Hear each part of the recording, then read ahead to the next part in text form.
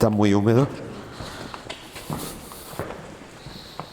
Hay una secuencia que parte del mismo suelo, que es neolítico, y parte hasta el paleolítico superior antiguo, en torno a más de 35.000 años, y ya a partir de aquella zona donde pone 43, de ahí para abajo es territorio neandertal. Pero fijaos que hay 60.000 años aquí acumulados en 1 metro de profundidad, ¿eh?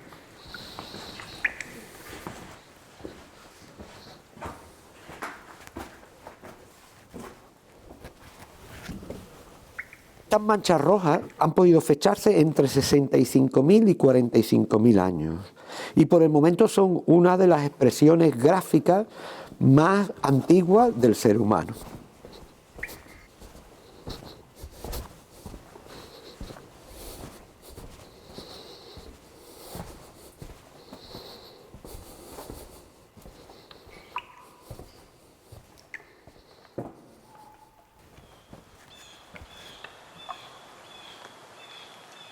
Mi vida personal, por familia, pero sobre todo mi vida profesional desde hace más de 40 años está vinculada a todos estos entornos de Ardales, El Chorro.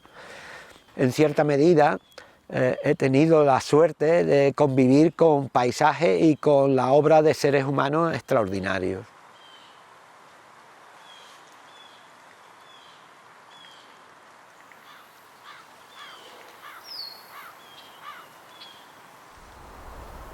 La naturaleza es en el medio que mejor te puedes sentir integrado, ¿no? La tranquilidad y el silencio es un valor incalculable,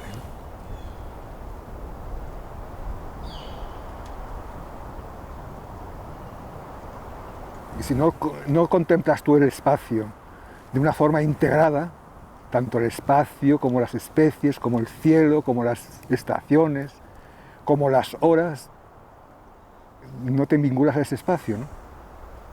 Cada momento es afortunadamente diferente, aunque muchas piezas sigan permanentes, ¿no? Pero dentro de poco pues habrá más vegetación, luego habrá las lluvias del otoño, que cambiará esto, y el olor de la lluvia en este entorno es especial, ¿no? O sea, lo enriquece además, los sonidos de la lluvia sobre el suelo, en todo esto es lo que te hace vincularte a un paisaje, pero eso es lo que de alguna forma nos atrae de esto, ¿no?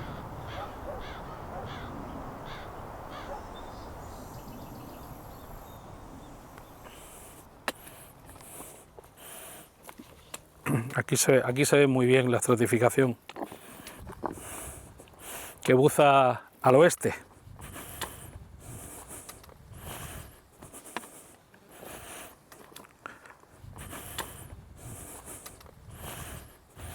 Y esta es la falla de las Palomas,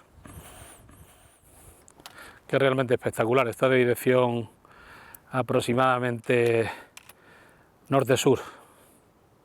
Esto tiene el mismo buzamiento, todo hacia el oeste, y encima el Mioceno. Horizontal. Horizontal totalmente. Aunque allí el Jurásico también está horizontal, y en la Sierra de Uma también. Casi también, buzando un poco ya más hacia el este. El desfiladero de los Gaitanes es, entre otras cosas, un ejemplo muy interesante de geomorfología fluvial y kárstica. En el siglo XX ha sido el típico ejemplo que ha salido en todos los manuales de geomorfología de Europa. Hoy también es un lugar casi diríamos de peregrinación para cualquiera que le gusten los paisajes del fluvio-karst en toda su magnitud. Una cantidad de representatividad geológica del territorio como muy otros pocos sitios se puede encontrar.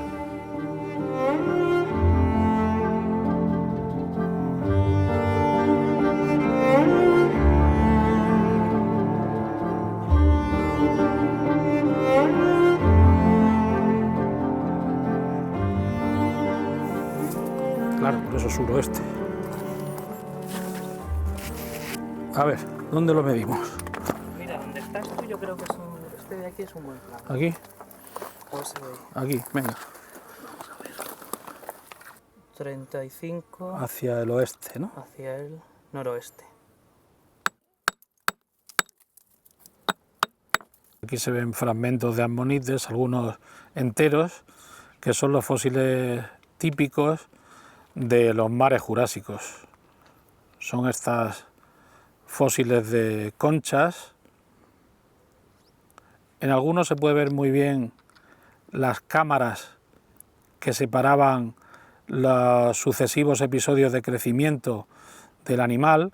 La última cámara, la que daba al exterior, es donde vivía, y las demás le servían para controlar la flotabilidad en función de que tuvieran más o menos aire.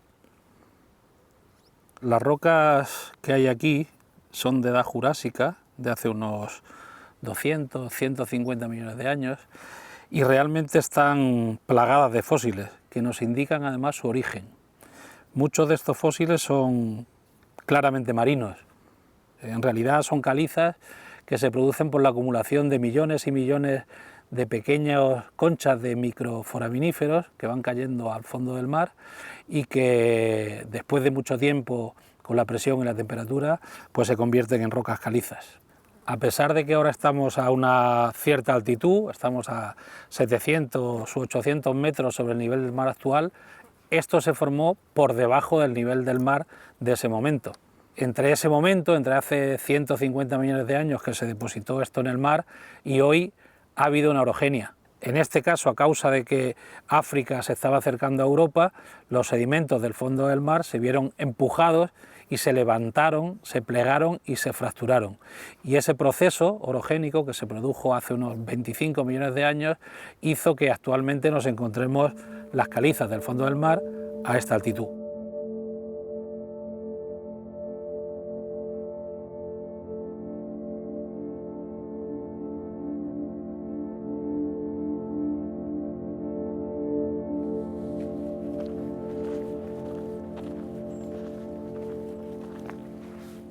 La singularidad más atractiva a nivel geográfico o geológico de nuestra zona es que confluyen en sí mismos varios recursos naturales, por llamarlo de alguna manera, que son muy favorables para la ocupación humana.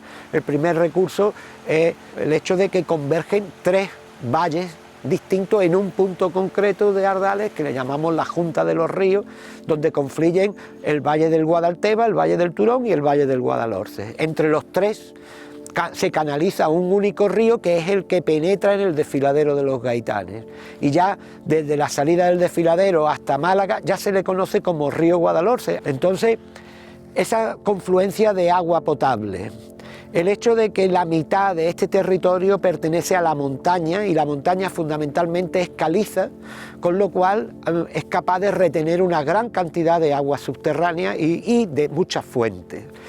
Y el hecho de que tengamos unas campiñas hacia el oeste y hacia el norte enormes, y además sin solución de continuidad hasta llegar al valle del Guadalquivir, permitió en todas las épocas, en la época de los cazadores, la montaña y el agua, en la época de los agricultores, el agua y las campiñas, para sobrevivir perfectamente en este entorno.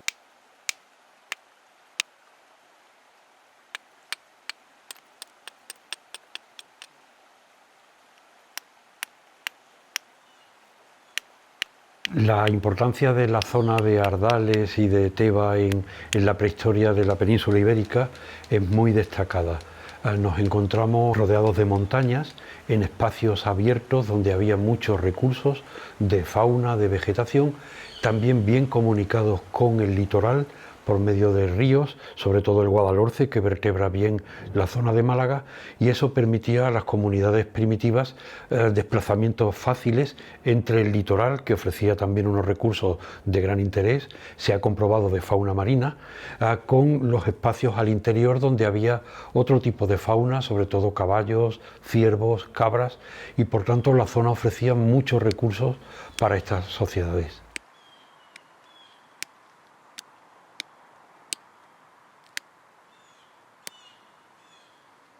Esa importancia de Cueva de Ardales, que aunque tiene una larga historia y ocupa ya 3 siglos, ¿no?, de conocimientos, ¿no?, lo interesante es que no se había excavado, ¿no? Entonces quedaban muy intactos todos los sedimentos, tanto en la parte paleolítica como en la parte alta, de acceso complicadísimo, galerías altas. Al estar taponada la entrada ha permitido una conservación formidable, ¿no? Y tanto para pequeñas ocupaciones humanas, como las prácticas de enterramientos, pues se está obteniendo una gran información y son sitios de gran futuro para investigaciones que sin duda nos superarán a nosotros para nuevas generaciones con tecnología muy interesante, ¿no?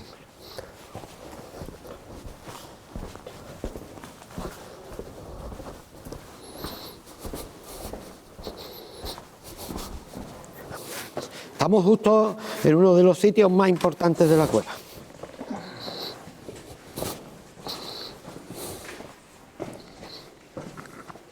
Ahí tenemos la mano. Nosotros le llamamos en negativo porque la ponían limpia sobre la pared y soplaban alrededor el pigmento. Con unos aerógrafos, unos tubos que pudimos recuperarlos debajo justo de donde está ahora mismo esta mano. Es una pintura de ese entorno intermedio entre los últimos neandertales y los primeros sapiens sapiens. Y por tanto, marcando esa frontera, no solo del tiempo, sino esa frontera entre los humanos. En el mundo realmente se conoce una treintena de cavidades que tienen manos aerografiadas como esta, en negativo, y que responden al Paleolítico. En este caso, en vez de manchas, simplemente son digitaciones. Lo hicieron con el índice, el corazón y el anular. Nosotros creemos que por el tamaño de las huellas y demás, que eran adolescentes. Algunos de nosotros piensan que pudieron hacerla con un pequeño embrazo y aportando la altura suficiente para poder hacerla en la pared.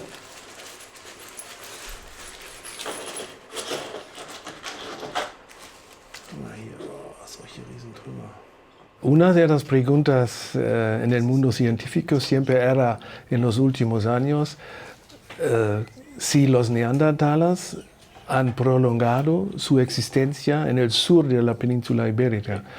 Y pensábamos que aquí en Ardales quizás se puede encontrar algo importantísimo. Y nosotros estuvimos los primeros que empezaban a excavar en la cueva. Lo más antiguo que tenemos ahora mismo son más de 65.000 años.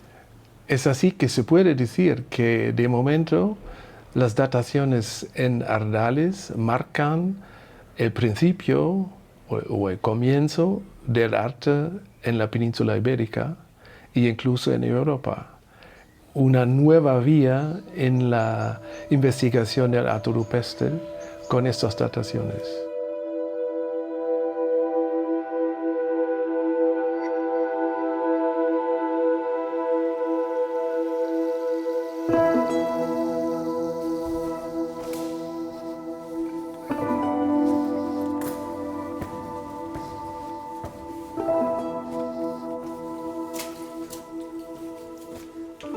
La sombra de mi dedo va a marcar el surco, desde la cabeza, lo que es el cuello, el lomo, la grupa, la cola, la pata trasera y el muslo hasta la ingle, el vientre, la mano delantera muy corta, el pecho y sube hasta la mandíbula, que está ahí. Es un caballo antiguo de más de 23.000 años.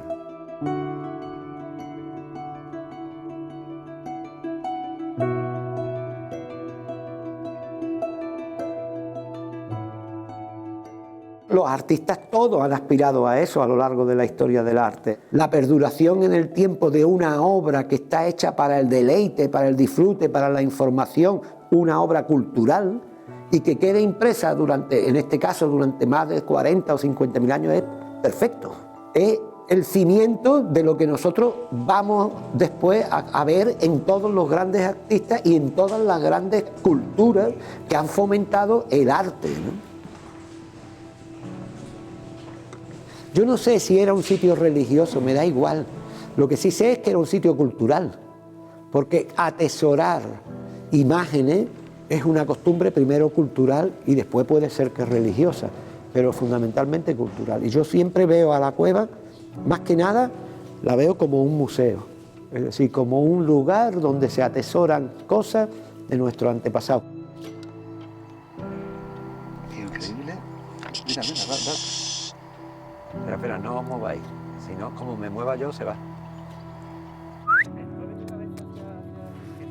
La cueva es como un reportaje de la ecofauna que le rodeaba en cada momento, ¿no? Eso es un atractivo casi filosófico, ¿no? Porque mientras que uno lo que ve en Ardales y le sorprende es ver dibujos de animales, muchas veces si uno se pone a pensar en esos dibujos de animales, lo que significarían para los que veían esos dibujos o los realizaban, que eran los propios cazadores del Paleolítico, era un reportaje gráfico de lo que les rodeaba.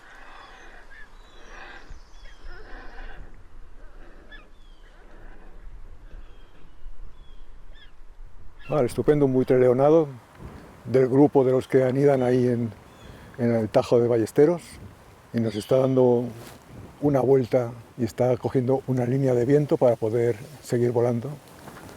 No sé si para unirse a alguna colonia o está ahora mismo tratando de elevarse para hacer un recorrido dedicado precisamente a lo que sería la búsqueda de comida.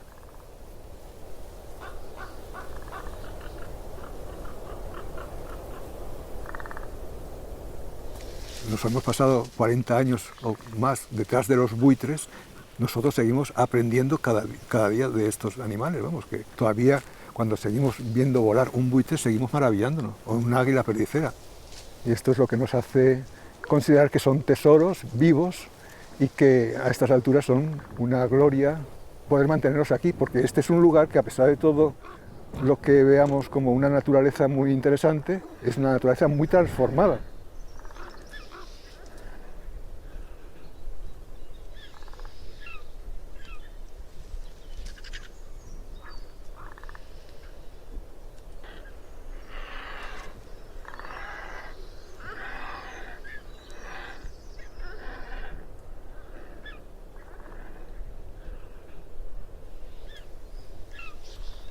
El desfiladero de los Gaitanes es un capricho geológico, por así decirlo, pero que tiene mucha historia detrás.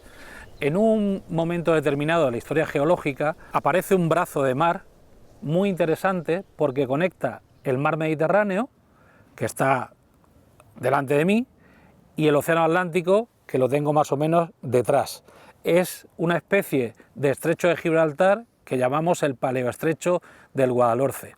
Ese gran paleoestrecho, que tenía pues casi un centenar de kilómetros de longitud y unos pocos, 2, 3, 4, 5, 10, depende de los lugares, de anchura, estuvo funcionando como tal estrecho durante unos 5 millones de años y posteriormente se secó, se levantó esta región y se quedó fuera del nivel del mar que ahora tenemos en el Mediterráneo.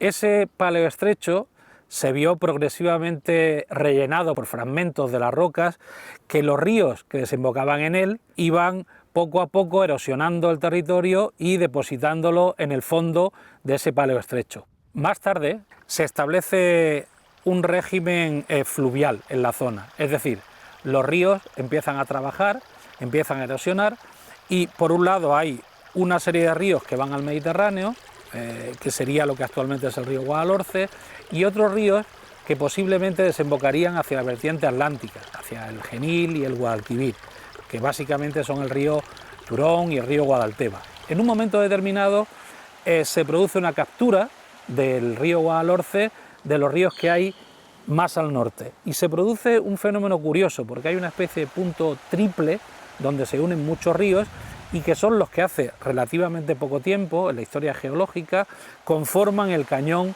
del Chorro, conforman este conjunto de cañones que ahora circula el Caminito del Rey. La historia del cañón fluvio-kárstico es relativamente reciente en el tiempo, quizá no más allá de 1 millón de años, que en el tiempo geológico es muy poco.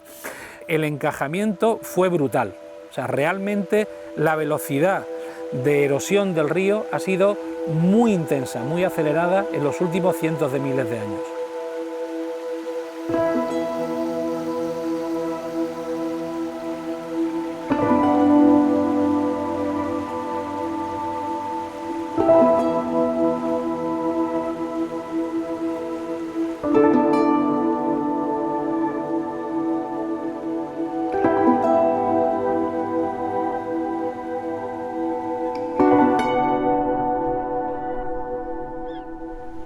La palabra gaitán o gaitanes definía a las aves carroñeras, porque en la gran crónica de Alfonso XI en 1330 está muy bien definida ese concepto gaitán como una de las aves que le gusta cazar al rey con arco. Los famosos buitres actuales, los quebrantahuesos y los alimoches. Entre todos conformaban un único grupo medieval que le llamaban gaitán o gaitanes. Así que cuando estamos hablando del desfiladero de los gaitanes, estamos hablando del desfiladero de los buitres.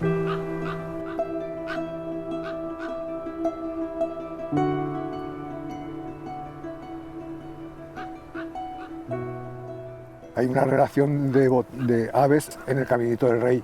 Incluso se ha visto y fotografiado el treparriscos, que es una especie muy pequeña, pero que es muy escasa y que afortunadamente también está ahí, ¿no? O sea que también el vuelo del alimoche, esa especie que ha estado en muy mala situación aquí en Málaga, está reponiéndose poco a poco con algunas parejas. El águila perdicera, el águila culebrera se puede ver con cierta facilidad por aquí. En fin, hay toda una serie de especies que son propias de esto, aparte de los mamíferos como la cabra montés, el zorro y demás, que son el meloncillo, es fácil de verlo por aquí, la jineta. Todas esas especies son especies que afortunadamente hay que echarle mucho tiempo y consigues verlas, ¿no? O sea que es importante. También para las plantas vinculadas a las rocas, ¿eh? Hay una especie que aquí es como que tiene una protección como la de un águila imperial, que sería el Rupicamnos africana, que está adosada a los escarpes rocosos, por ejemplo en el Caminito del Rey se ven, y también, casualmente, en la zona de la iglesia rupestre de Bobastro.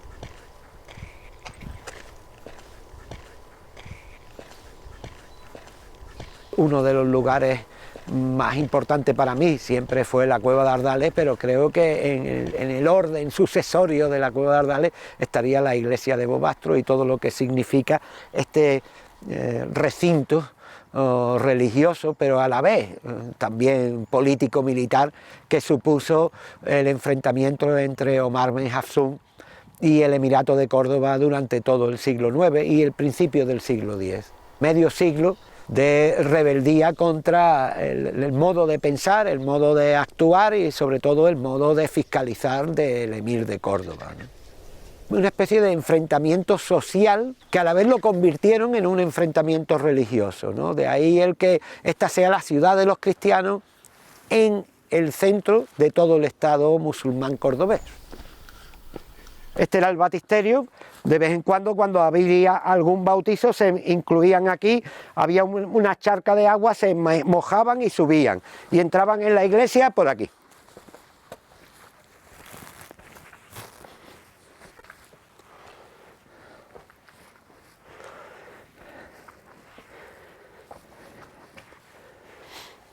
Este es el espacio central de la iglesia, el iconostasio, que da a un gran ábside central en forma de arco de herradura y a la nave principal.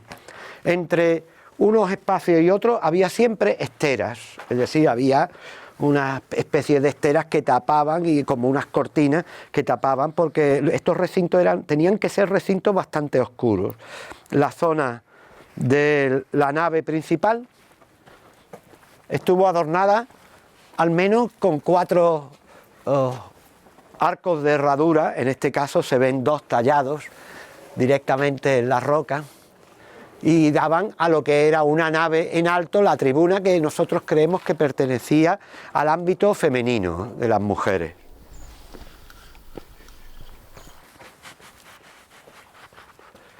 Mirad, esta es la Rupicamnus africana, una de las plantas protegidas de este paraje. Y es una planta endémica de esta zona del Chorro y también del norte de África, de la zona del Rif. Indudablemente lo que sí ha sido una gran sorpresa en estas 4 décadas de investigación ha sido el que nosotros podamos situar aquí a los seres humanos desde hace medio millón de años, ¿no?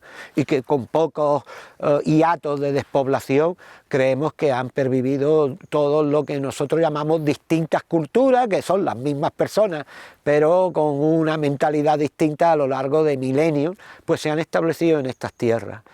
Y después tenemos la singularidad en estas tierras de que de vez en cuando alguien con una gran idea pues ha dejado un testimonio imborrable en su paisaje, como es el caso de esta iglesia, como es el caso de las grandes fortalezas, como es el caso ya en el siglo XX de las obras hidroeléctricas, que por fortuna han llegado a nosotros y nos están marcando distintas fases de ese poblamiento humano ininterrumpido que hubo en este territorio, ¿no?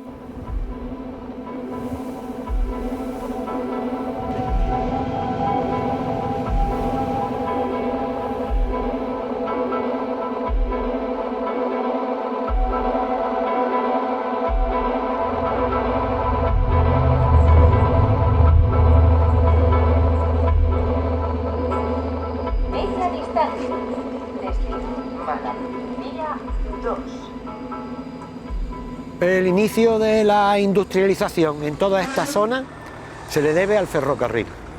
Desde 1860 Málaga se planteó junto con Córdoba, dado la época industrial que vivía Málaga y que necesitaba carbón, pues se planteó con Córdoba el unirse a través del ferrocarril, que era la industria del momento a nivel de movilidad. Pero teníamos que atravesar el arco montañoso. Y las vicisitudes de esos proyectos son largas de contar, pero realmente gana el más arriesgado. El proyecto que en vez de dar toda una vuelta buscando puntos naturales para salir y demás, cruzaba por el corazón del sistema bético, por el corazón de ese arco montañoso a través de 2 desfiladeros. La única fórmula hubiera sido construir, como hizo después el AVE, un único túnel o construir muchos túneles a lo largo de las paredes del desfiladero, que es lo que se hace aquí, que se construyen 11 túneles y entre ellos se van creando unos huecos naturales que se cubren con viaductos de hierro. Así que entre 1860 y 1865 se fragua toda la conexión entre Málaga y Córdoba a través de estos túneles y de estos viaductos que atraviesan el desfiladero de los Gaitanes, en definitiva el Chorro.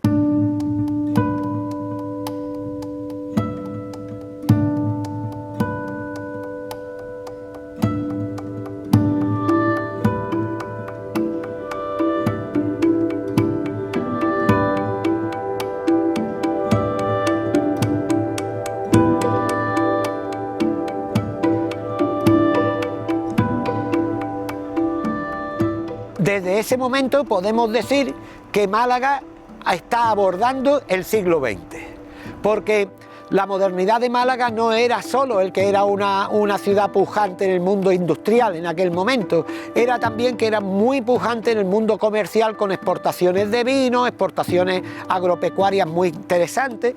Eso hizo posible la comunicación entre Málaga y Madrid y el resto de España.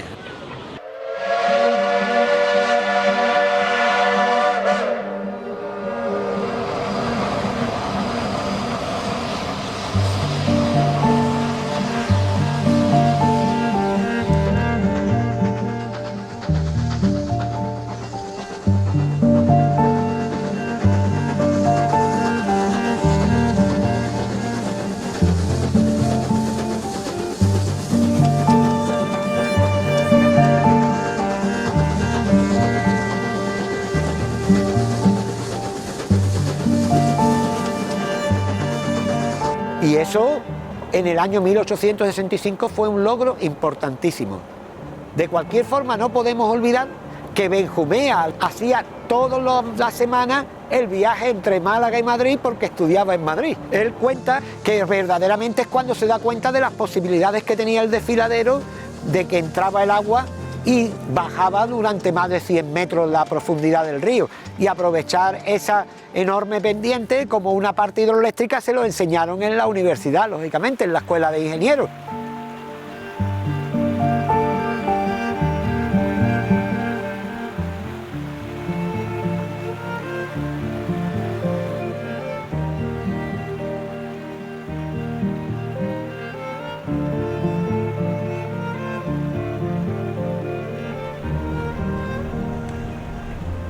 La presa del Conde de Guadalhorce se inauguró en 1921, ha cumplido este año 100 años, ¿no? Como ingeniera de camino, trabajo dentro de un sistema, se llama Sistema Guadalhorce, y digamos que gestiona todas las presas de la cuenca del río Guadalhorce. Mi función aquí es ser responsable del mantenimiento y de la explotación de esos recursos, ¿no? Nuestra obligación es mantener la infraestructura en perfecto estado de servicio y de seguridad para los usuarios y maximizar la cantidad de agua que se puede utilizar en cada uno de los usos que tienen asignados.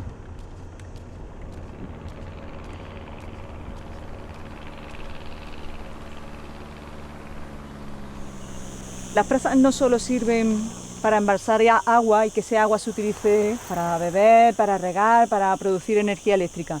Además evitan que cuando llueve mucho vaya a unas avenidas que sean muy dañinas. La presa embalsa, tiene una altura y embalsa agua, pero cuando viene una gran avenida y podría generar un caudal alto en el río que genere daño, permite que a través de estos grandes trampolines se evacúe un caudal mucho más pequeño.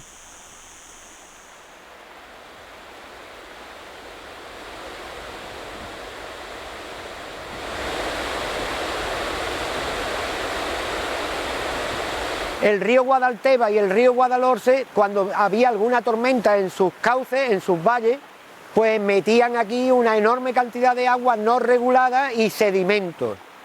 Y nosotros creemos que la palabra el chorro no hacía referencia simplemente al agua, sino al efecto de cuello de botella que ejercía el desfiladero en esas grandes avenidas de tormenta. Y de hecho, se escuchaba en Málaga: esta noche ha reventado el chorro.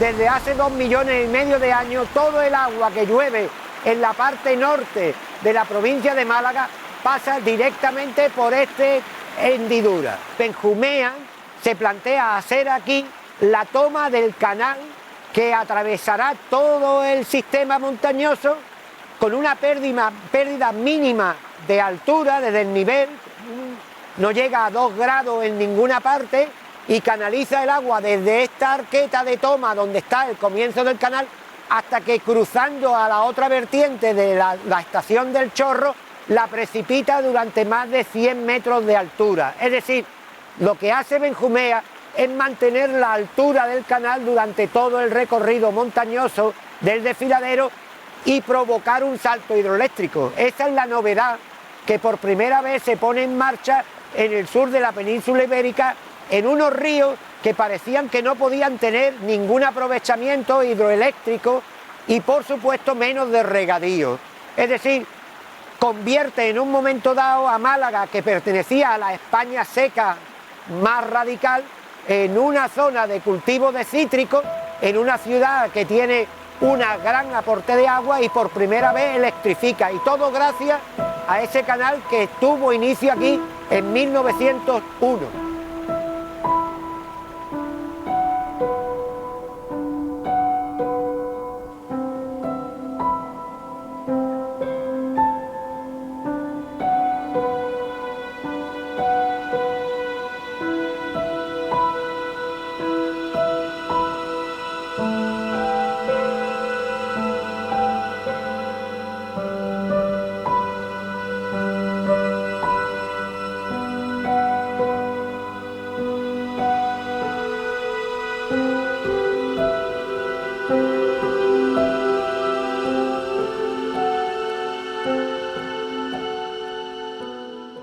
Málaga, que es una ciudad muy industrial, que tenía una burguesía muy floreciente, se alimentaba eléctricamente de 2 centrales que había en Málaga, una la Málaga Electricity Málaga Society y otra que era la Siemens, una la llamaban la inglesa y otra la llamaban la alemana. Estas 2 empresas funcionaban con vapor, eran generación a base de vapor y tenían muchos problemas. Y Málaga sentía la necesidad de tener un buen abastecimiento eléctrico pues desde hacía mucho tiempo.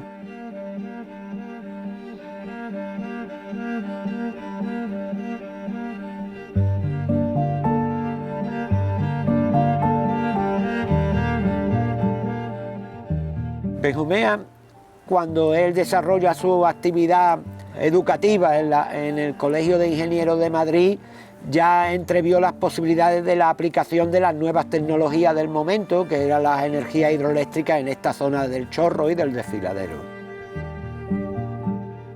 Benjumea procede de una familia de terratenientes de la provincia de Sevilla, pero llega a Málaga muy pronto y además casa muy bien con la heredera de todos los Loring, de los fundadores y propietarios de la actual finca de la Concepción, conocida por todos los malagueños. Su suegro tiene fortuna y él tiene talento. Entonces aquí se conjugan eso, el talento, el dinero y después la oportunidad, afortunadamente, de que había cierta inercia gubernamental por corregir los cauces de los ríos que provocaban inundaciones, que en Málaga eran cíclicas. Y entonces esas tres cosas son las que fundamentan el que Benjumea haga una propuesta final de carrera a sus profesores de aprovechar este sitio. Y empieza un proyecto que duró 20 años.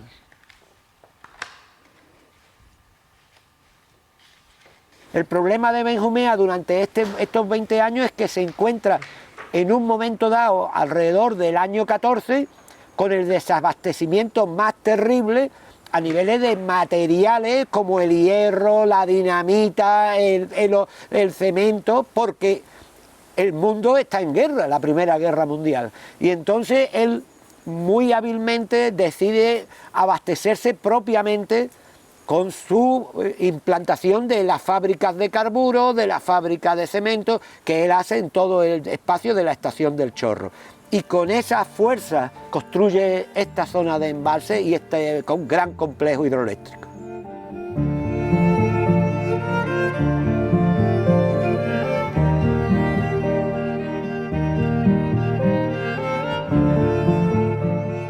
Debió ser un hombre muy valiente porque fíjate que conforme se iba construyendo la presa, y eso no suele ser habitual, se fue llenando la presa. Aquí hay una avenida que hubo en un año, llovió muchísimo y el agua superó la presa.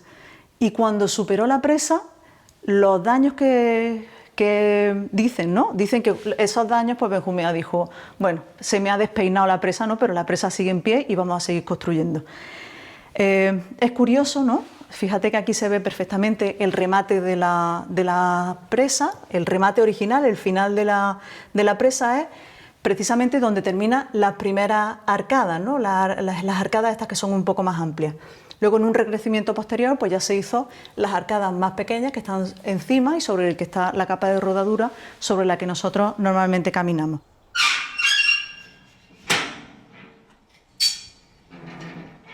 Vamos para adentro.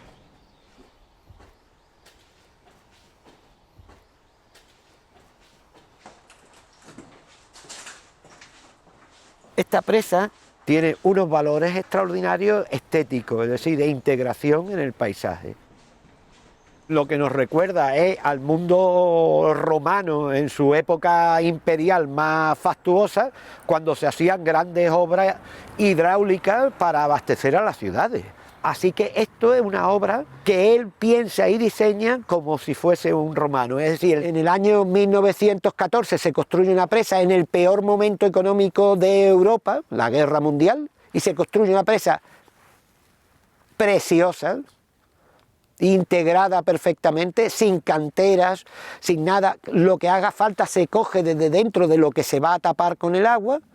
Incluso hace algo que de verdad me parece fascinante, crea un vivero forestal para todo lo que ha tenido que usar, lo vuelve a repoblar. Benjumea no solamente apuesta por meter a Málaga en el siglo XX a través de canalizar su agua potable, de ofertarle regadío y ofertarle luz eléctrica, sino que además decide hacer una obra monumental.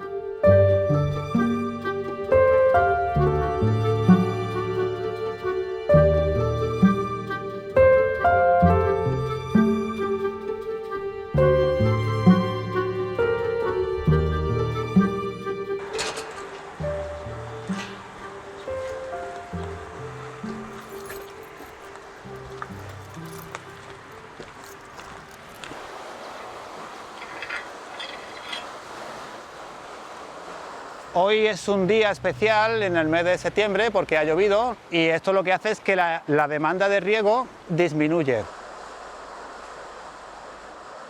Venga, dale. Entonces nosotros disminuimos también el caudal. Esta compuerta lo que hace es cerrar y regular el canal entero y esto es lo que viene desde el chorro. Este es el canal que viene desde el chorro, desde la cabecera. Para nosotros es un trabajo importante y para los regantes también. Para nosotros los regantes son nuestros usuarios y bueno, el disponer del agua para el riego y todo eso va a depender, de eso va a depender su producción y su economía. Estamos interviniendo ante los intereses económicos de mucha gente de una comarca entera.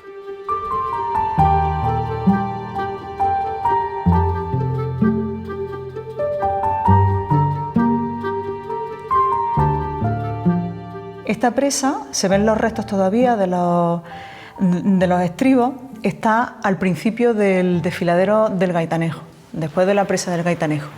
Y es curioso porque aquí, justo al lado, está el inicio de ese canal que derivaba el agua desde el inicio del desfiladero del Gaitanejo hasta llegar a la barriada del Chorro, a la primera central hidroeléctrica que había.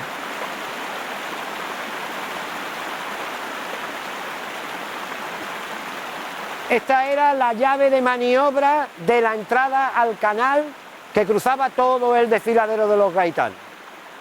En esta llave era importante comprender cómo funcionaba desde 1901 hasta que se ha mecanizado todo a partir de los años 70. Benjumea lo que había hecho era, para sincronizar todas las maniobras, regalarle un reloj de pulsera a cada uno de los empleados. Trazaba una orden diaria de más o menos cantidad de agua para poner en marcha la central. Por ahí decían, a las 11 de mediodía hay que abrir todas, pues abrían todas.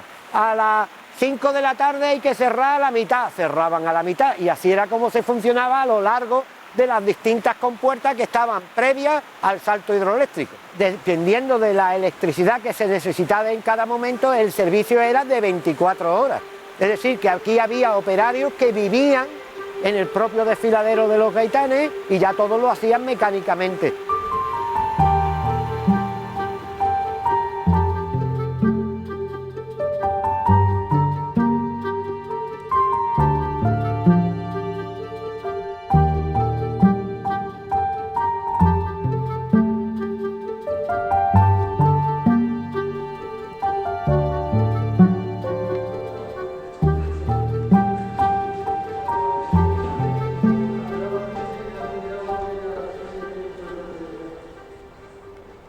Esta central tiene 360 megavatios que podrían abastecer 360.000 hogares. Intercalar esta central es una evolución de la idea original de Benjumea.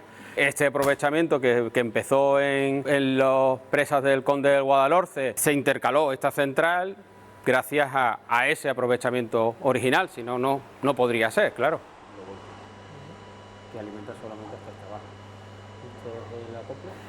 El origen de las centrales de bombeo como esta, que es bombeo puro, es dar estabilidad al sistema.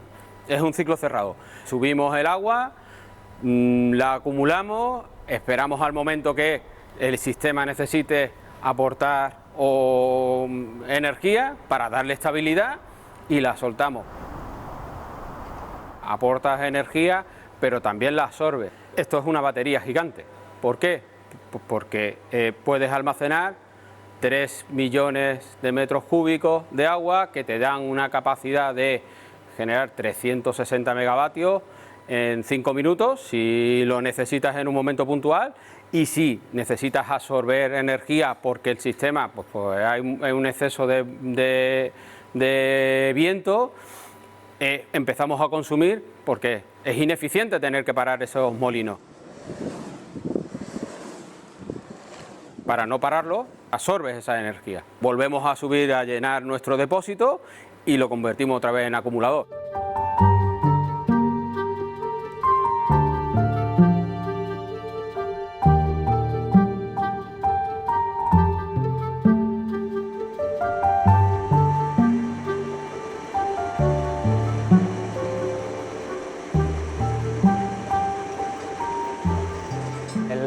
sistema de regadíos aquí ha existido desde la época andalusí. A mí me gusta pensar, o me gusta llamarle, que tiene un aspecto etnográfico y cultural de las sociedades que han vivido en esta comarca desde hace muchísimo tiempo, hasta el punto de que el sistema de regadío hoy ya en pleno siglo XXI, es un sistema muy tradicional y antiguo, pero que al día de hoy sigue siendo lo más moderno y lo más eficaz. Esta es la acequia de Los Llanos. Esta acequia es importante en el municipio y en la comarca nuestra. Es muy histórica y bueno, es muy representativa de lo que es el sistema de regadío de todo el Guadalhorce. Esto es lo que nosotros le llamamos modulaciones, que son de 25 litros segundo, más o menos, 50, 50, 100, 200, y es la forma que tenemos de controlar el caudal de agua que suministramos hacia una acequia. Lo que acabamos de hacer ahora mismo es reducir el caudal a la mitad. Tenían 100 litros por segundo y le hemos puesto 50. Es una forma de distribuir el agua muy tradicional. Esto viene de cuando no existían los canales, ni existían las canaletas ni nada, cuando las acequias dependían directamente del río y los usuarios hacían sus represas y derivaban el agua. El máximo que podía manejar eran unos 75 litros por segundo, dada la tecnología y los medios que disponían en aquel momento en una sola acequia. Pero luego un solo agricultor, cuando se regaba a manta con una herramienta, el caudal ideal para poder regar eran 25 litros segundos más o menos. Más cantidad, o sea, más caudal era difícil de manejar y menos, pues como que te retrasaba el riego, lo hacía mucho más largo en el tiempo y menos efectivo. 25 litros.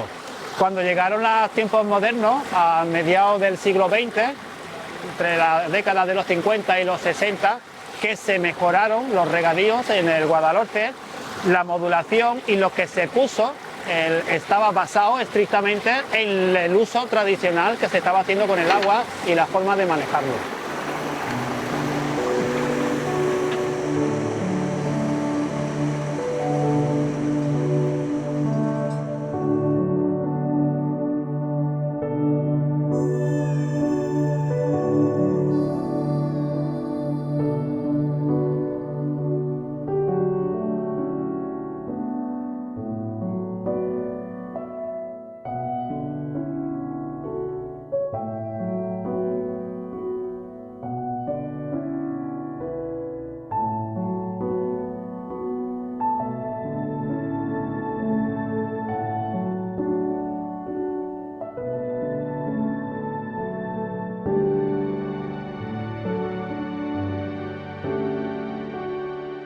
Aquí hay una imagen que a mí me resulta especialmente curiosa. Esta es la imagen del primer Caminito del Rey, del primero, porque Caminitos del Rey ha habido varios y no siempre con ese nombre, ¿no? Y estos eran los balconcillos, y además el primer balconcillo que se construyó pues, para la conservación y el mantenimiento del canal original. Y es curioso porque estas imágenes son de principios del siglo XX y son muy diferentes a las imágenes que se ven después.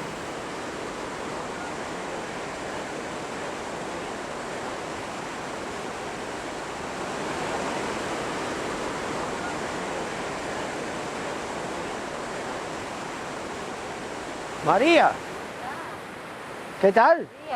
¿Cómo estás? Vamos a llegar a ver el canal, el trocito. No sé si vamos a seguir para adelante, pero poco. ¿Ha cerrado el último cañón o todavía no? La pasarela es uno de los pocos obras de la época que no tiene un proyecto propio pasado por el colegio, sino que es iniciativa de los operarios. Los operarios empiezan a construir una pasarela muy precaria con unos puntales de hierro, unos tablones sostenidos directamente en la pared con cuerdas y con palometas y la utilizan para hacer la obra del canal. Para no tener que dar una vuelta por lo alto de la montaña, preferían ir por fuera, por los tajos. Y esa obra a Benjumea le gusta mucho y la incorpora como un lugar, es decir, como una pasarela de servicio, no solamente para construir, sino también para mantener. El camino original es ese, es el que visita el rey. A mí me fascina cómo ha sido la solución, porque primero no ha estropeado nada el camino antiguo, ha conservado realmente todo lo que es el trazado. Vamos siempre por encima del camino antiguo, a veces unos centímetros y a veces un metro, pero afortunadamente no se ha perdido ni la emoción, ni tampoco el concepto de la visión que se tenía antigua, histórica, pero sí se ha perdido el peligro, ¿no?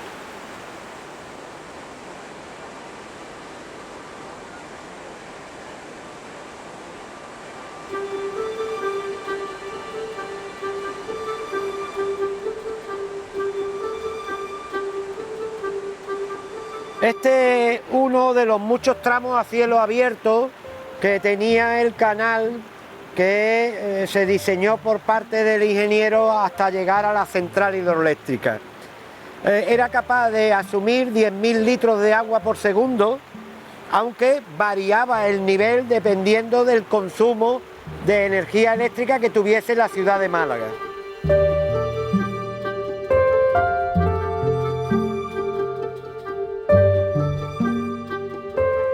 Cuando aquí viene ya todo terminado, en 1921, viene el rey Alfonso XIII a poner la última piedra de esta obra, lo que ve le maravilla, es decir, ve una gran obra hidroeléctrica con una tecnología punta de la época y eso lo quiere extrapolar al resto de España. Su discurso, el rey es lo que dice, yo quiero que esto se lleve a cabo en toda España, ¿no?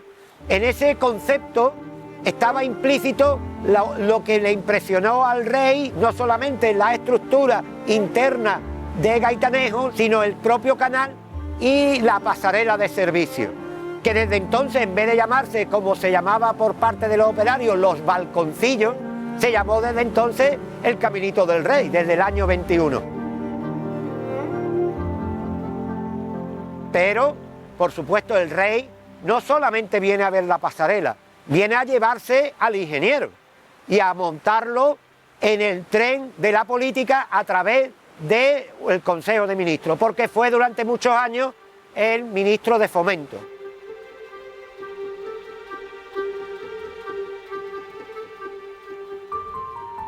Después del rey estuvo de moda durante una temporada hasta la Guerra Civil. Pero después, en los años 50, volvió a recuperar todo su esplendor y la gente venía a hacer excursiones que se continuaron durante los años 50, 60, 70 y a principios de los 80, cuando ya no tenía ningún uso y desapareció todos los operarios de aquí dentro, fue cuando se abandona y llega a final de siglo completamente destrozado.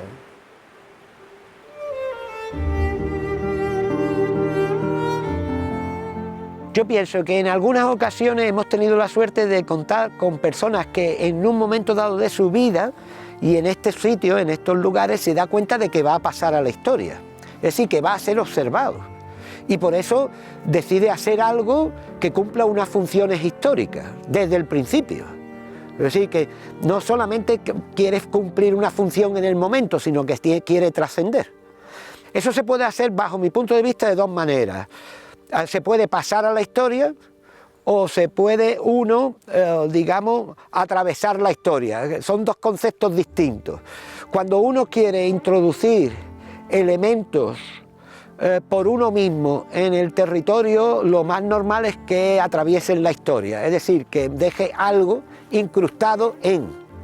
Mientras que cuando uno hace algo pensando en el territorio y diciendo, vale, voy a hacer esto, que es una cosa importante, pero lo voy a hacer a favor del territorio, entonces es cuando pasa a la historia, porque te integra en la historia.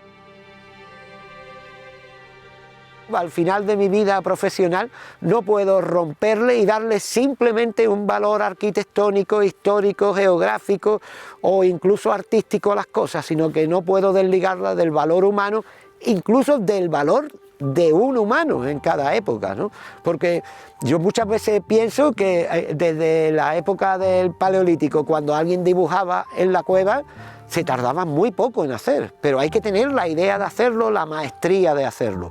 Cuando alguien construye una cosa como esta, Bueno, relativamente se tarda poco en hacer, pero hay que tener la maestría de hacerla. Es decir, de la idea hay que fraguarla y consolidarla en el paisaje con esta escenografía tan maravillosa. Y eso no puedo desligarle de lo humano, no puedo desligarlo de verdad.